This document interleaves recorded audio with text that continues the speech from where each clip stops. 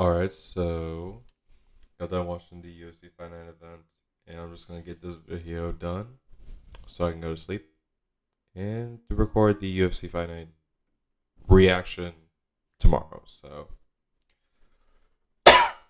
still dying, but we're gonna make it. Game one, Panthers versus Bills. I watched this along game two. Panthers won 31 to the Bills 26. Very high scoring game without Josh Allen in it, really. Which kind of was a good thing because we were allowed to see more of the pieces that we playing around with him. And honestly, for stats, I think like Jake Plummer, 21 for 29 passes for 278 yards and 2 touchdowns, pretty impressive. Bryce Young, 6 for 8 for 70 yards, plus the TD, pretty good.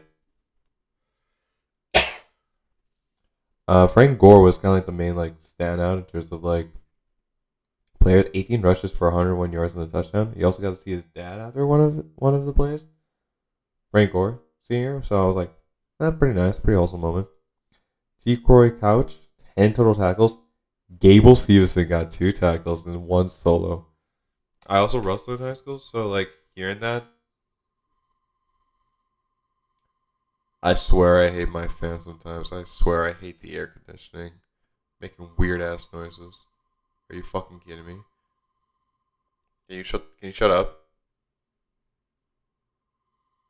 Sassy as hell. Okay, there you go. Yeah, no, so I wrestled in high school, so like so I always had like some respect for Gable Stevenson. So hearing the fact that yes, air conditioner, I get it. You also like Gable Stevenson too. I get it. So you hear the fact he also actually got tackles and even a solo tackle by himself. It's pretty impressive. Anthony Brown, 11 for 12 passes for 102 yards. Was pretty nice.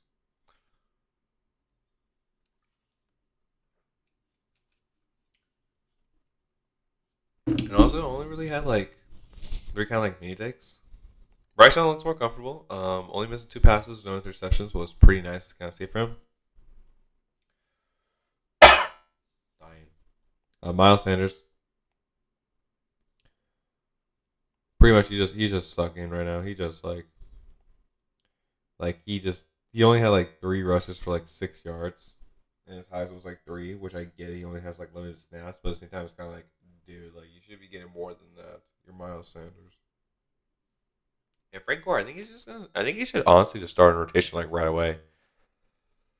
After game yet, he definitely should be in starting.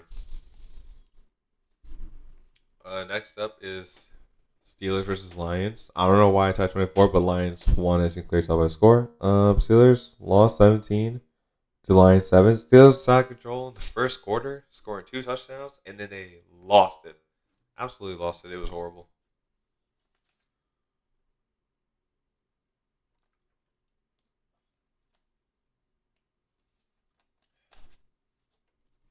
Okay, I drank some water. Should be good. Cordell Patterson, 3 rushes for 31 yards and a touchdown. No returns, which I thought was pretty surprising. And dying. La Michael Perrin. Perrin. That's how I pronounce it. 6 rushes for 16 yards and a touchdown. These were like the only 2 guys who really scored on the. Did I seriously forgot to tap it? Damn it. Okay, I'm not gonna worry about it now. I'm not gonna worry about that now. Really. But you can clearly tell like whose side it is. It's Steelers and then Lions. For the Lions. Hendon Hooker. 12 for 20 passes for 1 touchdown and interception. 10 rushes for 93 yards but a fumble loss. Jake Funk, 10 rushes for 40 yards and a return for 28 yards. Maurice Alexander, 4 receptions for 60 yards. That was pretty nice. My only take for the game is Hendon Hooker should honestly be QB2. And honestly, I think he's actually a pretty good quarterback in the making. Solid passer, makes about 60% at least of his passes with some touchdowns, but some interceptions. Dominant runner. This man is running the ball nonstop all the time. He is ready to truck someone, and I love that. He led the team in rushing yards this game. However, he does seem to have a bit of a fumbling problem, but I also think that's more of like a I think it's more of like a confidence kind of thing because like he has no fear running the ball. However, I think with his confidence, I think kind of leads him to kind of thinking like, oh, you can just like take for everything, which honestly should not be much of a problem because he has such a great roster around, especially with that O line and like Amon Ross, A. Brown, Sam Laporta helping him out. Like I think honestly that would be pretty good. Honestly, my take is Hendon Hooker should really be QB2 over Nate Southfield.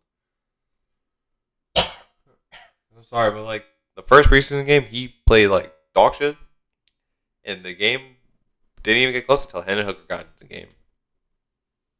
And overall, I think he actually be a great player. Really, that's also my take for it. Game 3, Ravens vs Packers. Did not watch. Ravens had 7 points. The Packers 30. Packers are playing better than I would like to see.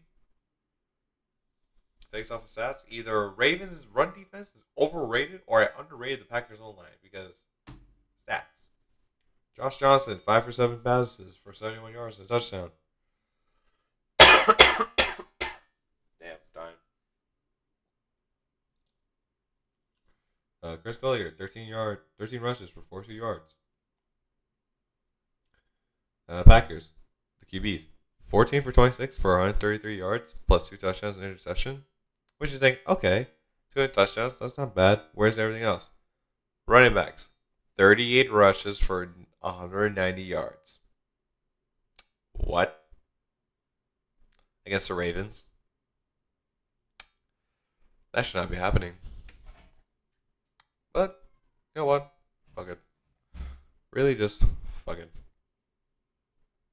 Emily Keefe, 4 receptions for 39 yards and a touchdown.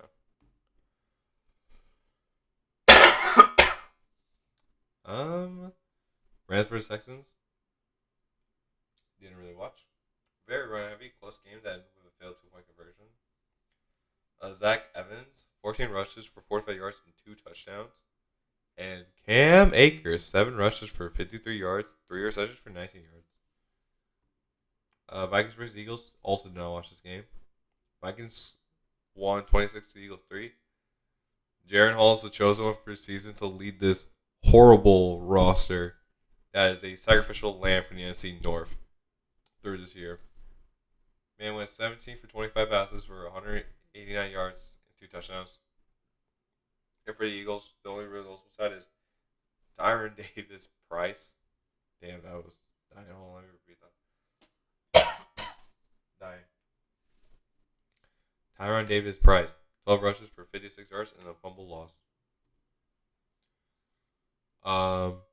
Game 6, Chargers versus Cowboys. Results, Chargers won by 26, Cowboys 19. Trey Lance, do what the hell. Let me start with the Chargers first, because you can clearly tell with what's happening on the other side that there's only really one player I really need to talk about. Darius Davis, run rush for 70 yards and a touchdown. Very nice. Really nice, actually. It was actually kind of like a good kind of play. He just kind of was like moving around and just kind of like slipped his way through.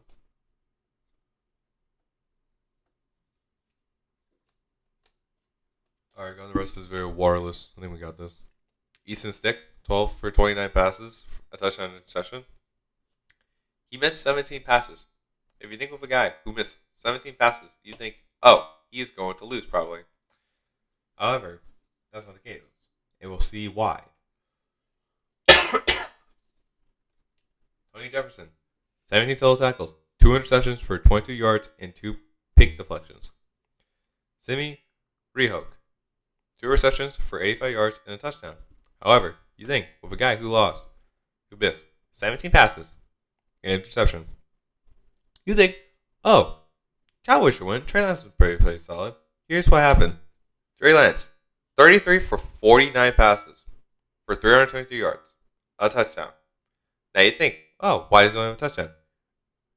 The man threw like 5 interceptions. Really? What the fuck is this? 5. Not 1. Man literally pulled a Stetson Bennett, but worse. 5? But however, he did have 11 rushes for 90 yards and a touchdown. The only take is Trey Lance. Trey Lance might literally be the biggest bust in NFL history, considering his position and the trade to get to him. 5 interceptions. Yes, I'm all harp on the 5 interceptions. They were all stupid ones. Like throwing into coverage, ball getting passed around, and all of a sudden someone just brings down a fit. And he's made a mistake every single time. Every time he makes these type of mistakes. However, in defense of Trey Lance, injuries and rushing abilities, which he's a quarterback.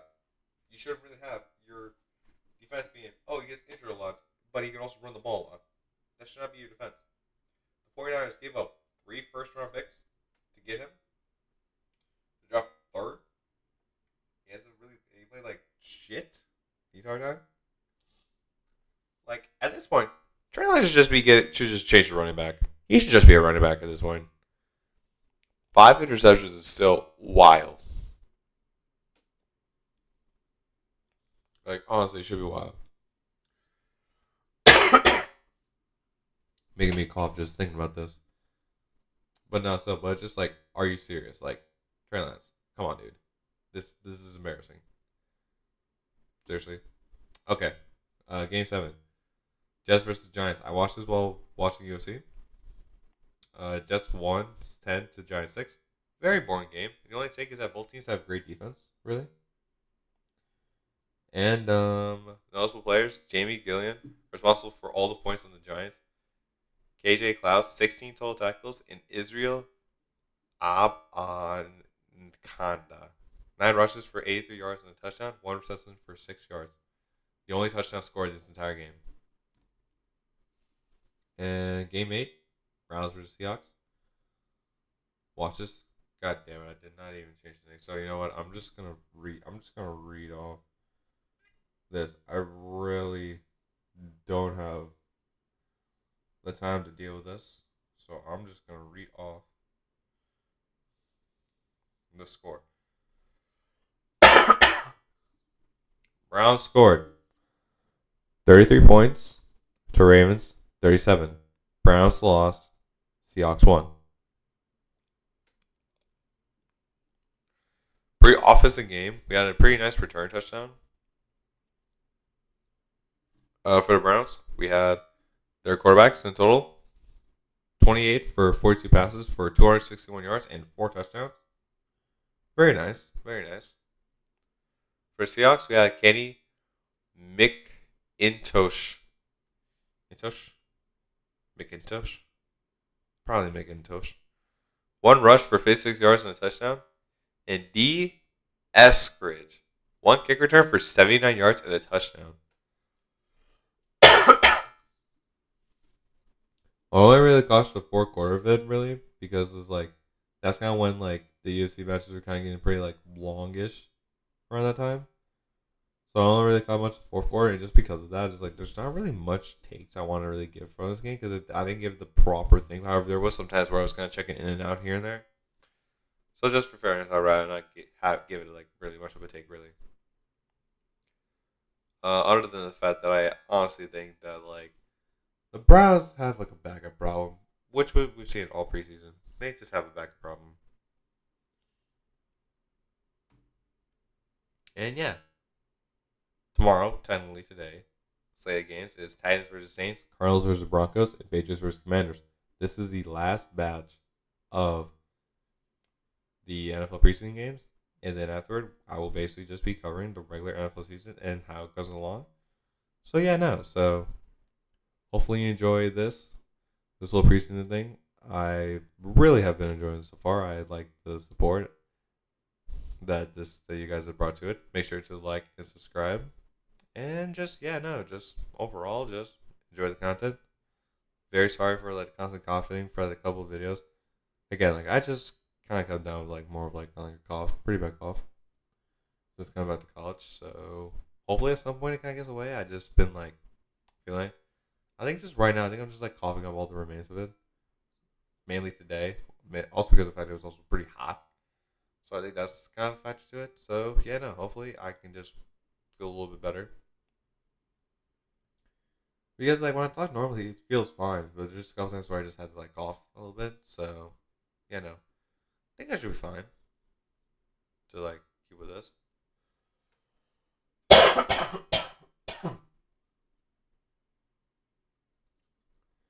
Yeah, honestly, I think I'd probably like you to kind of like stop talking for a little bit. So yeah, no guys. So see you guys tomorrow. Where I'll be talking about the UFC reactions and overall predictions for this tomorrow's last day. Last day of preseason games. This is Al One Sports Fans signing off tonight. Good night, everyone.